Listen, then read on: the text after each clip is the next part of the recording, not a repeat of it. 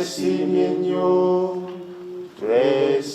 nnyo olwa Buganda yaffe.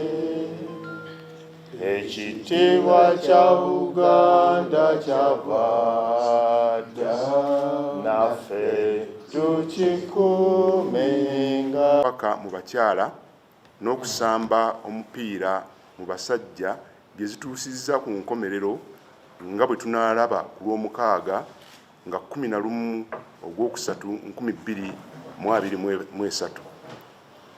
Tufuna omukisa guno okwebaza abataka ab'obusolya n'enkiiko z'ebika abalafuubanye okuyimiriza ab'ottiimu mu kiseera kino eky'ebyenfuna nga bibadde wansi nnyo nga ffenna bwe tumanyi.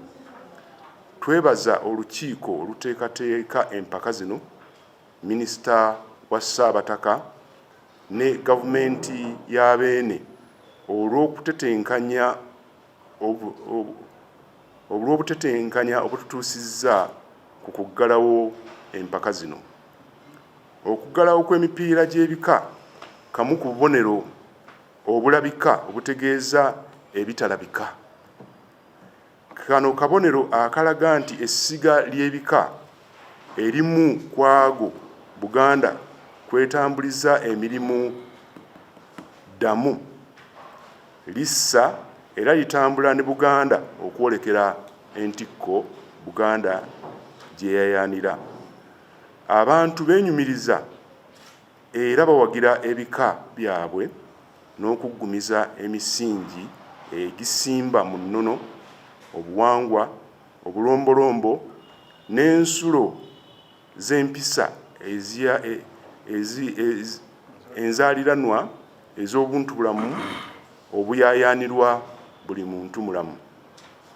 N'olw'ensonga ezo waggulu, mu kwagala kutwewulira mu bika nga tuli mu bumu nammwe bazzukulu baffe n'abantu ba Ssaabasajja mwenna, tubakoowoola mujje bangi tugabane ku ssanyu ly'ebika nga bizannya emipiira egy'akamalirizo e Wankulukuku nga ennaku z'omwezi 11 Ogwokusatu 2023.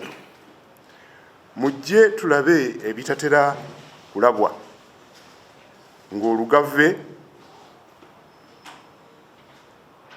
ng'olugave lwezinze ku ndiga, engeye ng'etoloba n'emmamba, ng'ekkobe lizingako effumbe, ate ng'olugave lubuukira ennyonyi. Okubeerawo kwaffe tekujja kukoma ku kwewummuzaamu kwokka, naye kujja kwongera amaanyi ebika okuwanirira Buganda. Wangaala Ayi Ssaabasajja Kabaka Ssaabataka Omutaka Namwama Augustine Kizito Mutumba ku lw'olukiiko lw'abataka abakulu b'obusolya ne ku lw'ebika byaffe byonna.